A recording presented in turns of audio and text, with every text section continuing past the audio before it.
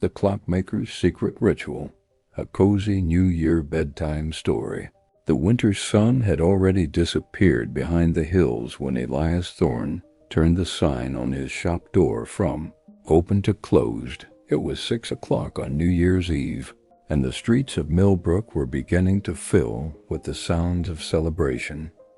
Laughter drifted from the tavern down the street. Car doors slammed as families headed to parties. Somewhere in the distance, someone was testing fireworks, the faint pop, pop, barely audible over the symphony that filled Elias's world. Tick-tock, tick-tock, tick-tock, 100 clocks, each with its own voice, its own rhythm, its own heartbeat. Fast ones that chattered like excited children, slow ones that moved with the dignity of old judges.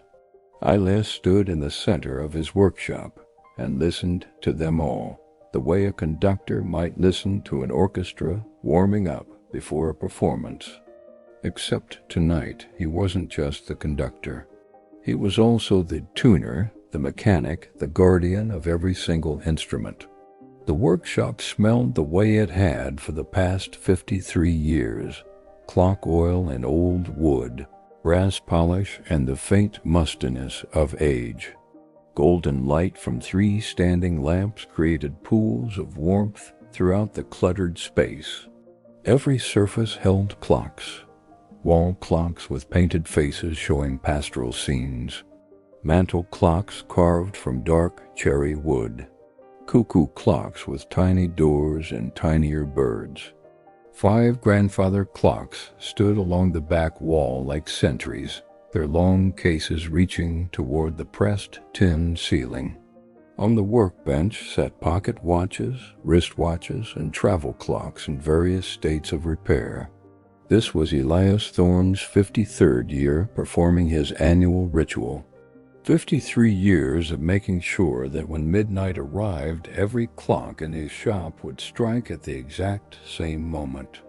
It was his gift to the new year, his way of saying that despite everything, despite all the chaos and uncertainty in the world here in this small corner of existence, time would be honored, time would be kept. He moved to his workbench and began gathering his tools. 3 brass winding keys of different sizes, a set of jeweler's screwdrivers, a bottle of clock oil with a needle-thin applicator, several soft cloths, his magnifying glass on its articulated arm, and finally his grandfather's pocket watch, the master timepiece against which all others would be synchronized. He wound it carefully, listening to the familiar ratcheting sound, feeling the spring tighten under his fingers. Elias was 78 years old. His hands were gnarled from arthritis, covered in the tiny scars that came from 60 years of working with springs and gears and sharp metal edges. But they were still steady, still capable. His back ached when he stood too long, so he'd learned to pace himself.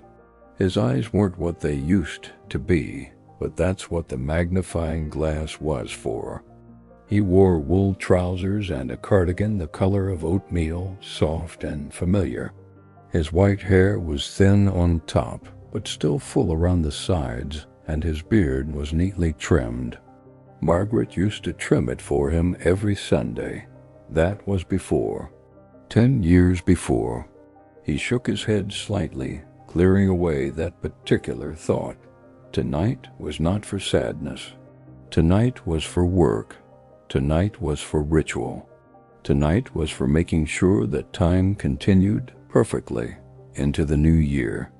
Elias approached the first wall clock on his left, a large piece with a cream-colored face and black Roman numerals. He called this one Morning Glory because its chime, a sweet 2-note melody, always reminded him of birdsong at dawn. He opened the glass face and reached for the smallest winding key. Click, click. The sound was satisfying in a way that was difficult to explain to people who didn't work with their hands. Each click meant the spring was tightening, storing energy, preparing to release it in careful, measured increments over the next week. The key turned smoothly for the first several rotations, then began to offer resistance. Not too much, just enough to know it was nearly full. Elias stopped at exactly the right moment, the way he'd done thousands of times before. "There you go," he murmured, closing the glass face. "That should keep you happy for a while." He moved to the next clock, a German piece with elaborate scrollwork on its wooden case. He called this one the Professor, because it kept time with such rigid precision that Elias sometimes used it to check his other timepieces. The Professor required the medium-sized key. Click, click, click, click. The sound was slightly different, sharper, somehow. Each clock had its own voice, even in the winding. Tick-tock, tick-tock. As he worked, Elias became aware of the layered rhythms surrounding him. Morning Glory ticked twice per second, a comfortable pace. The Professor ticked slightly faster, 120 times per minute. A small carriage clock on the shelf nearby had a quick, nervous tick, almost frantic. A French mantel clock moved with slow deliberation, each tick and tock clearly separated, like footsteps in an empty hall. It was hypnotic. Elias had always thought so.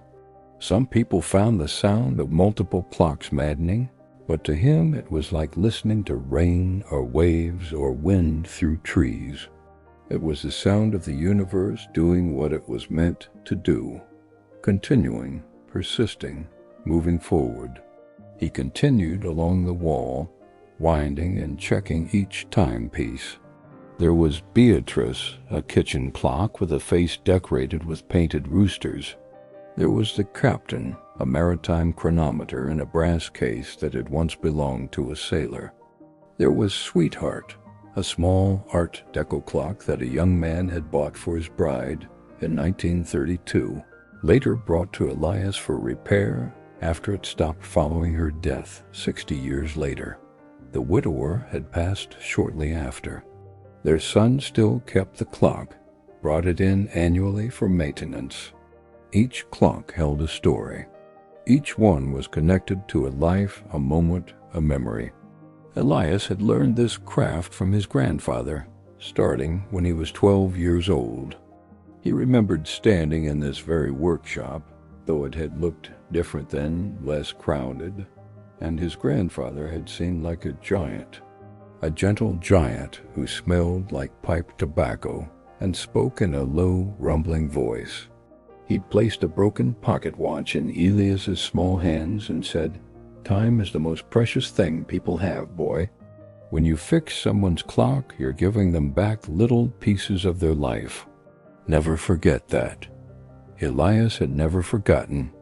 He worked his way along the wall, then moved to the clocks on shelves and tables.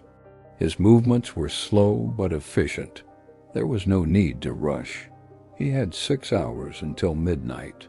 6 hours to tend to his 100 children, his 100 heartbeats, his 100 small responsibilities. And then he reached Barnaby. The cuckoo clock hung on the east wall, right at eye level. It was carved from dark wood with a small peaked roof and a painted scene of a Bavarian village. The mechanism inside was swift, precise, and well-made. The little door at the top was painted green. Behind that door lived a wooden bird that Elias had come to think of as the most stubborn creature in the entire workshop. "Barnaby," Elias said, stopping in front of the clock with his hands on his hips. "It's that time again?" The clock ticked innocently. Tick-tock, tick-tock. "Don't give me that," Elias continued.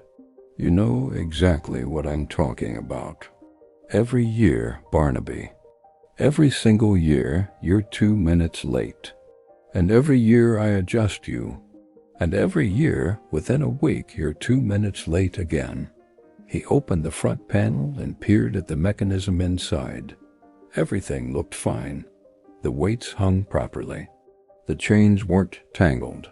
The gears meshed smoothly. But Elias knew with absolute certainty that when midnight came, Barnaby would wait until 2 minutes passed to send his little bird out to announce the hour. "Why do you do this?" Elias asked, reaching in with a small screwdriver to make a minute adjustment to the escapement. "Is it rebellion? Are you making a statement about the arbitrary nature of human timekeeping? Or are you just stubborn?" The clock ticked. "The professor never gives me this trouble. Morning Glory is always exactly on time. Even Sweetheart, rest her soul, manages to cooperate. But not you." "No, not Barnaby." He made another small adjustment, checking the mechanism against his grandfather's pocket watch. 2 minutes. He moved the minute hand forward slowly, feeling the gears catch and release until Barnaby showed the correct time. "There," Elias said, closing the panel. "Perfect. And I absolutely know, that you're going to ignore everything I just did and do exactly what you want anyway." As if in response, the clock seemed to tick slightly more loudly. Tick-tock, tick-tock. Elias couldn't help but chuckle. He'd been having this same argument with Barnaby for 20 years, ever since a tourist from Germany had sold him the clock. The tourist had claimed it was haunted, that it had a mind of its own. Elias didn't believe in haunted clocks, but he had to admit that Barnaby had personality. "You know what?" Elias said, patting the wooden case gently. "Maybe you're the wisest one here. Maybe you understand something the rest of us don't. Some things in life can't be forced into perfect time. Some things run on their own schedule, and maybe that's okay. Maybe that's exactly how it should be." He stood there for a moment, looking at the little clock with its painted village and its stubborn bird. Then he smiled, shook his head, and moved on to the next timepiece. The grandfather clocks were next, 5 of them standing against the back wall like tall, dignified gentlemen at a formal gathering. These were Elias's favorites. There was something about a grandfather clock, something about the way the pendulum swung back and forth with such weight and certainty that made him feel grounded, connected to something larger than himself. He started with the one on the far left, a cherry wood case with brass fittings that he'd built himself 40 years ago. He opened the front panel and was immediately rewarded with the sight of the pendulum in motion. Back, forth, back, forth. The brass weight at the bottom caught the lamplight with each swing. Thunk, thunk, thunk, thunk. The sound was deep and resonant, felt as much as heard. Elias watched it for a full minute, letting the rhythm wash over him. There was something almost meditative about a pendulum, the way it divided time into perfect, equal segments, the way it turned the abstract concept of seconds into something visible, tangible, real, back and forth, like breathing, like a heartbeat, like the fundamental rhythm of existence itself. He reached into the case and carefully began to oil the mechanism. The escapement first, then the gear train, then the weight pulleys. Each drop of oil went exactly where it needed to go, no more, no less. Too much oil would gum up the works. Too little would cause friction and wear. It had to be just right. His hands moved with the unconscious precision of long practice. These hands had touched thousands of clock mechanisms over the decades. They knew the feel of a properly seated gear, the exact amount of pressure needed to adjust a hairspring, the difference between a mechanism that was healthy and one that was ailing. His hands were old now, marked by age spots and swollen joints, what they still remembered. The body remembers what the mind sometimes forgets. He moved to the second grandfather clock, then the third. Each one required careful attention. Each pendulum needed to be checked for true motion. Each weight needed to be examined for wear. Each chime rod needed to be tested for clear tone. The work was slow and deliberate. There was no way to rush it. You couldn't hurry time, and you couldn't hurry the care of time. The fourth grandfather clock had a moon phase dial at the top, a painted disc that showed the lunar cycle. Elias adjusted it carefully, making sure the full moon would appear at the correct date in January. This attention to detail was what separated a good clockmaker from an adequate one. Anyone could wind a clock, but understanding all the small complications, all the tiny additional functions that made a timepiece not just accurate, but beautiful, that took years of study and practice. By the time he finished with the fifth grandfather clock, nearly 2 hours had passed. It was 8 o'clock. Outside, the sounds of celebration were growing louder. Car horns honked in the distance. Music drifted from somewhere down the street. The town was coming alive with anticipation, with that peculiar energy that only New Year's Eve seemed to generate. But inside the workshop, time moved at its own pace. Tick-tock, thunk-thunk, click-click. The clocks didn't care about celebrations or countdowns. They simply continued, as they always had, as they always would, marking each second with patient indifference. Elias returned to his workbench and began working on the smaller timepieces.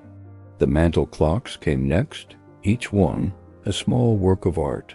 There was one carved with acanthus leaves, another with an enamel face showing a shepherd and his flock, a third with brass lion's feet at the base. These clocks sat in living rooms and on bedside tables. They marked the quiet moments of daily life, the early morning tea, the late evening reading, the moments between moments. As he worked, Elias found himself thinking about the people who owned these clocks.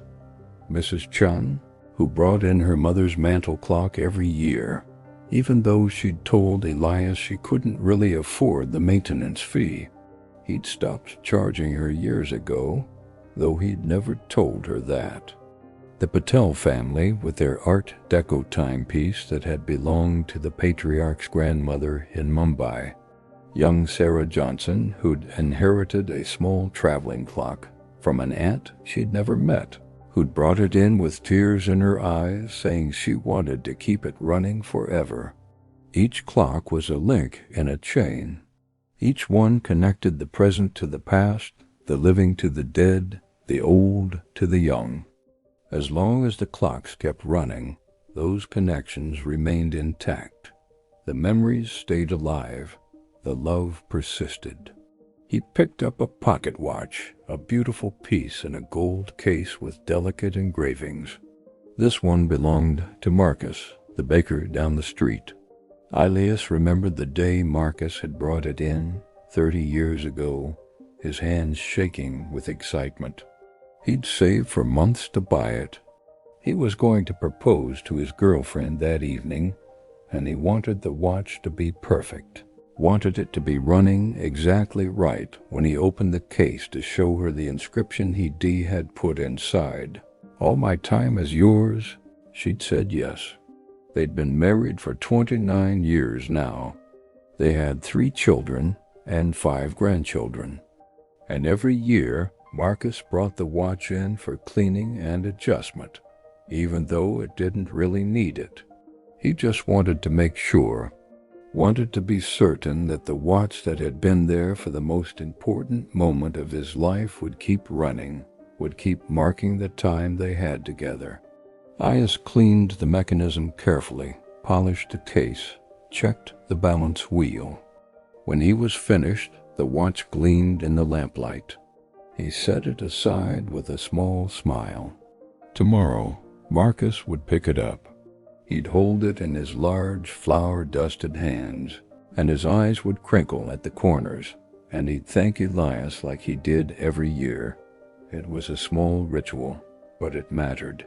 Next came the school clock, a large octagonal piece with clear, easy-to-read numerals. Elias had installed this clock in the new elementary school building in 1985. The principal had been so pleased with the clock. "It'll watch over generations of students," she'd said. And it had. 40 years of children had looked up at that clock face, counting the minutes until recess, until lunch, until the final bell that meant freedom. Elias maintained it every year, making sure it never lost a second. Children deserved accurate time. They deserved to know exactly how much longer they had to wait for the things they looked forward to. Then there was the church clock, the one that marked the hours for the whole town. The bell tower mechanism was too large to bring into the shop, so once a year Elias climbed the narrow stairs with his tools and performed maintenance up in that high, dusty space where birds nested in the rafters. He'd been doing it since he was 24 years old. For 54 years, he'd been the keeper of the church bells. Every wedding, every funeral, every Sunday service had been marked by chimes that his hands had maintained. When he was up there, alone in the tower with just the massive gears and the silent bells, he sometimes felt like he was touching the heartbeat of the entire town. As Elias worked through the collection, oiling and adjusting and listening, a realization began to settle over him like a warm blanket. These clocks, all 100 of them, represented connections. Not just mechanical connections of gears and springs, but human connections, family connections, community connections. Each timepiece linked him to someone else, to their life, to their story. He wasn't just a clockmaker. He was a keeper of moments, a guardian of memories, a thread in the fabric that held Millbrook together. By 9:30, Elias had worked through most of the collection. His back was aching, and his fingers were starting to feel stiff. He decided to take a break. He walked to the small kitchenette in the back corner of the workshop, filled his electric kettle, and set it to boil. While he waited, he looked around the shop at all the clocks ticking and talking and chiming in their overlapping rhythms. The kettle clicked off. Elias made himself a cup of Earl Grey tea, adding just a splash of milk the way he liked it. He carried the cup to his worn leather armchair, positioned near the center of the workshop where he could see and hear all the clocks at once. He sat down slowly, feeling his joints protest, and let out a long breath. This was the moment he'd been avoiding thinking about. This quiet moment between tasks, when there was nothing to distract him from the fact that he was alone. The workshop felt very large suddenly, very empty. He looked across at the second armchair, the one that matched his, the one where Margaret used to sit when she'd bring him tea during his late-night repairs. How many evenings had they spent here together, her reading while he worked, the two of them comfortable in companionable silence. 10 years. She'd been gone 10 years. And sometimes it felt like yesterday, and sometimes it felt like forever, and sometimes he couldn't quite remember what her voice sounded like, and that terrified him more than anything. His son David lived in Seattle now, worked for some technology company, had a family of his own.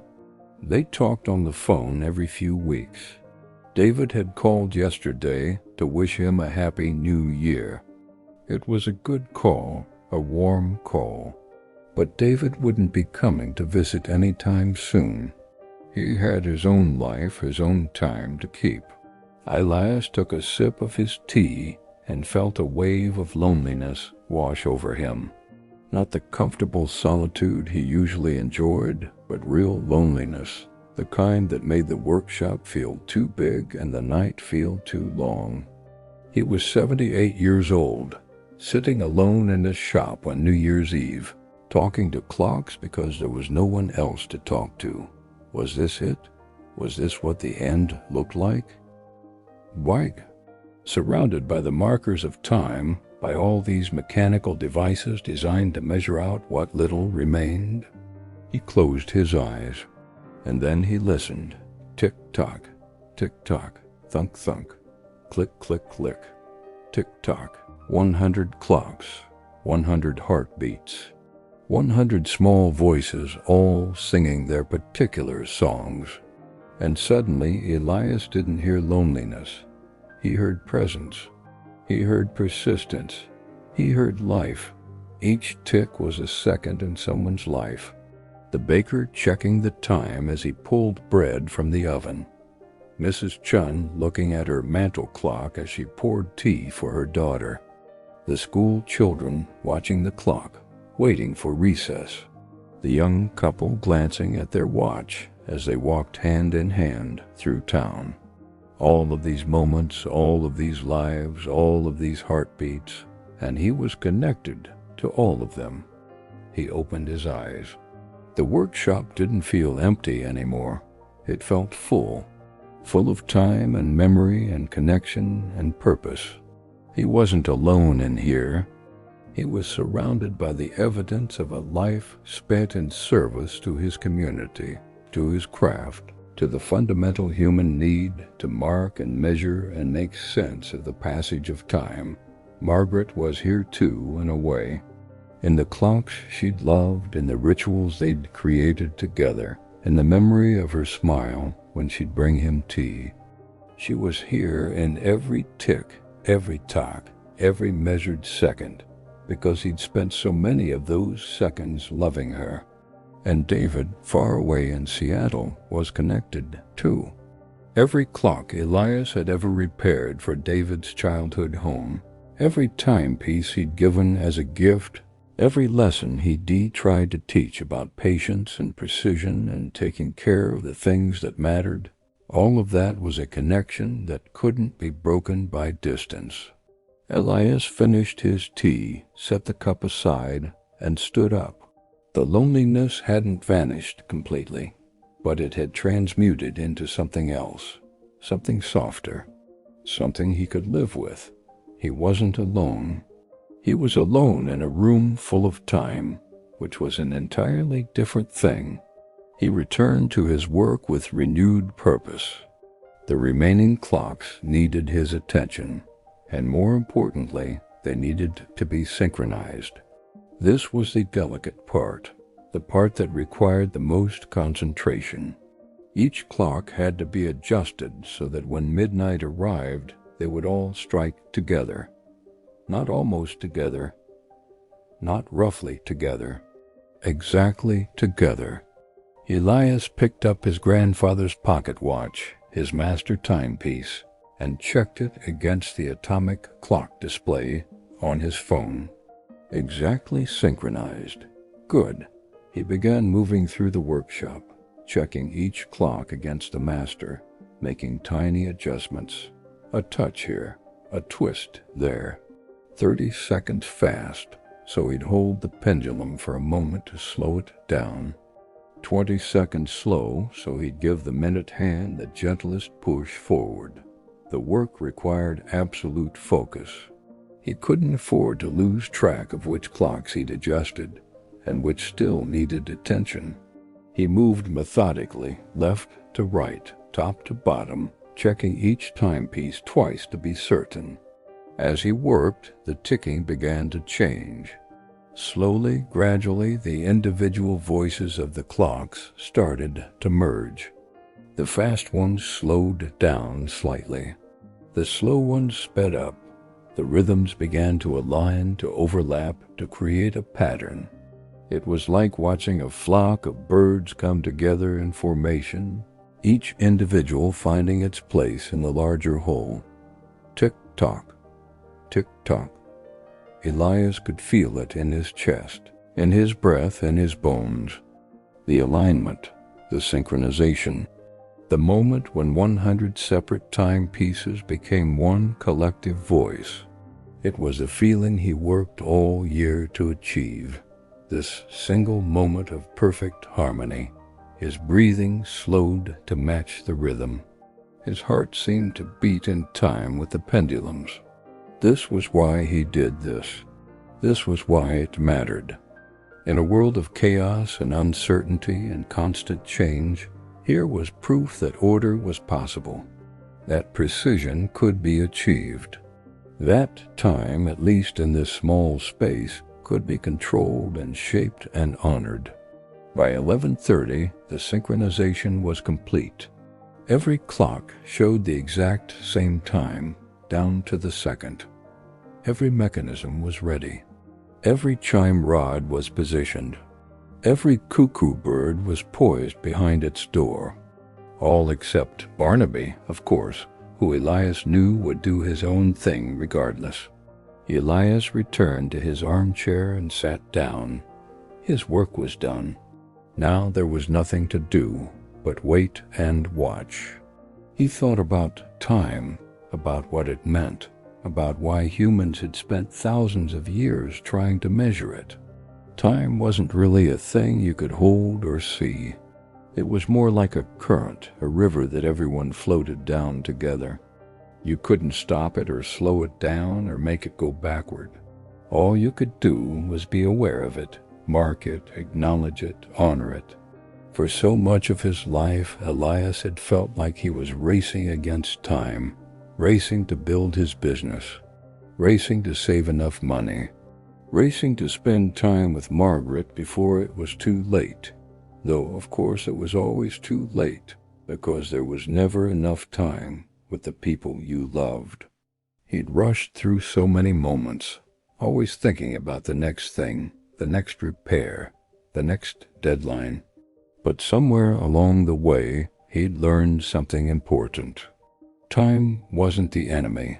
Time wasn't running out. Time was just dot. Moving forward. That's what it did. That's all it did. And you couldn't race against it because you were part of it. You were in the current, too, floating along with everyone else. The trick wasn't to fight the current.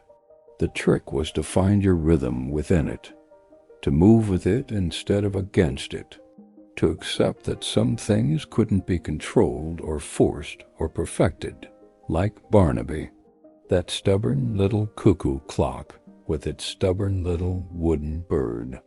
Barnaby would never strike at exactly midnight. He would always be 2 minutes late. And that was okay. That was Barnaby's rhythm. That was his pace. And maybe Elias thought maybe there was wisdom in that. Maybe not everything needed to be synchronized. Maybe some things were supposed to run on their own time. Elias looked around his workshop. 100 clocks, each representing a piece of someone's life. The baker's watch, the school clock, Mrs. Chun's mantelpiece, the church bells. All of these moments, all of these memories, all of these connections, and he'd spent his life caring for them. That meant something. That mattered. He wasn't just a clockmaker. He was a guardian of time, not in the sense that he controlled it or owned it, but in the sense that he protected it, honored it, kept it running smoothly for all the people who depended on it. He was the thread that connected the baker to his proposal, Mrs. Chun to her mother, the school children to their anticipation. He was part of the rhythm of the town, part of its heartbeat, and in that role he was never truly alone. Even here, by himself on New Year's Eve, he was surrounded by presence, by purpose, by the evidence of a life well spent. 11:55. Elias stood up and moved to the center of the workshop, where he could see all the clocks at once. The grandfather clocks along the back wall, the wall clocks forming a constellation of faces, the mantel clocks on their shelves, the pocket watches and wristwatches on his workbench, Barnaby hanging on the east wall, still 2 minutes fast, despite Elias's adjustments, because of course he was. 11:56. The workshop seemed to hold its breath. Even the sounds of celebration from outside faded away, or maybe Elias just stopped hearing them. All his attention was focused on the ticking, on the synchronized rhythm of 100 timepieces preparing to announce the birth of a new year. 11:57. Elias could feel his own heartbeat now, could feel it aligning with the clocks.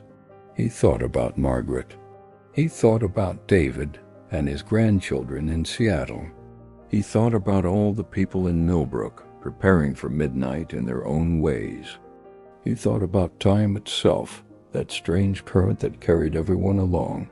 11:58. He'd had a good year.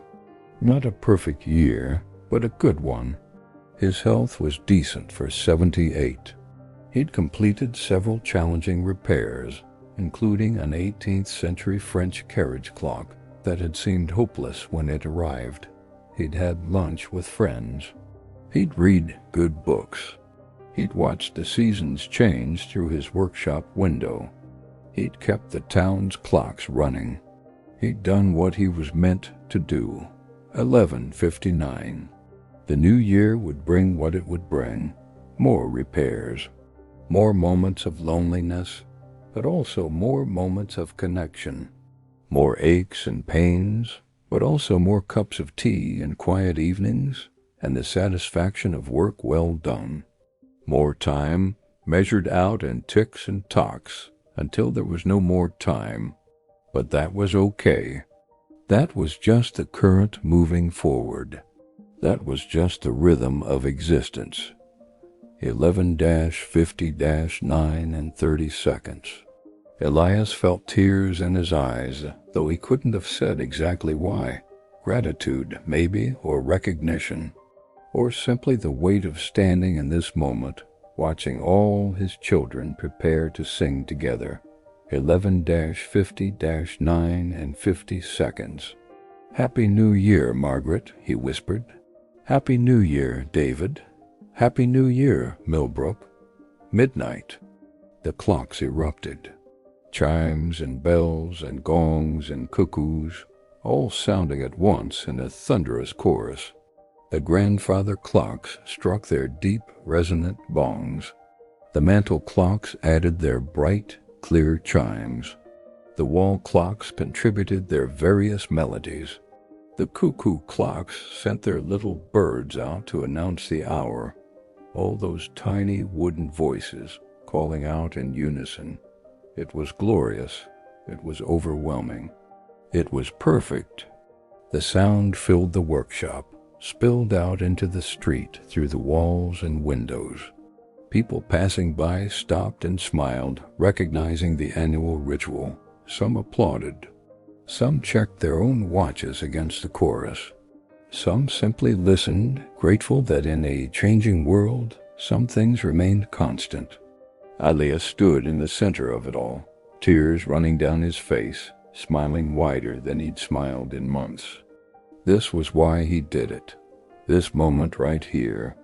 When 100 separate voices became one, when time itself seemed to pause and take notice, when the arbitrary human measurement of midnight became something more, something almost sacred. The chiming continued. 12 strikes for 12 hours. 12 announcements of the new year. And Elias counted each one, feeling it in his chest, in his bones, in his soul. When the 12th chime faded away, silence rushed back in. No, not silence. The regular ticking resumed, but it seemed quieter now, gentler, as if the clocks themselves were recovering from their grand announcement. Elias wiped his eyes with the back of his hand. He took a deep breath. He felt lighter somehow, renewed, ready for another year of keeping time, of maintaining connections, of serving his community in the small way he knew how. And then from the east wall came a sound, cuckoo, cuckoo, cuckoo, Barnaby. 2 minutes late as always. The little wooden bird emerged from its green door and announced the hour in its own time, on its own schedule, completely unrepentant. Elias laughed. He laughed so hard that his sides hurt, that fresh tears sprang to his eyes. Of course Barnaby would do this. The stubborn, perfect, wonderful little clock. The one timepiece in his entire collection that refused to be synchronized, that insisted on its own rhythm, that reminded him every single year that not everything could be controlled. "You're absolutely right, Barnaby," Elias said, still chuckling. "You're absolutely right." He walked to his kitchenette and put the kettle on for another cup of tea. While he waited for it to boil, he stood at the window and looked out at the street. People were hugging, celebrating, setting off more fireworks. The tavern down the street had thrown open its doors, and music and light spilled out onto the sidewalk. Car horns honked in cheerful patterns. Somewhere in the distance the church bells rang, maintained by his hands, marking the hour for the whole town. The kettle clicked off. Elias made his tea, added his splash of milk, and returned to his armchair. He sat down carefully, feeling every one of his 78 years, and every one of the 53 years he'd been performing this ritual. Behind him, around him, filling the space with their patient voices, 100 clocks continued their work, tick-tock, thunk-thunk, click-click, each one marking time, measuring moments, connecting past to present to future. Elias Thorne, clockmaker, guardian of time, keeper of Millbrook's rhythm, sipped his tea and smiled. He was alone, yes, but he wasn't lonely. Not really. Not when he was surrounded by all these heartbeats, all these connections, all these small mechanical miracles that he'd spent his life maintaining. Time wasn't running out. Time was just moving forward, the way it always had, the way it always would. And he was moving forward with it at his own pace, in his own rhythm, doing his small part to keep the world synchronized. It was enough. It was more than enough. It was everything. Outside, the New Year's celebrated. Inside, the clocks ticked on. And Elias Thorne, content at last, began another year. If this story resonated with you, if it helped you find your own rhythm in the current of time, please consider showing your support with a like and subscribe to Deep Sleep Stories Hub for more quiet nights and restful journeys. May your new year be filled with moments that matter, with connections that endure, and with the peace that comes from knowing that time, in all its mystery, continues to carry us forward together. Sleep well, dear listener. Sleep well.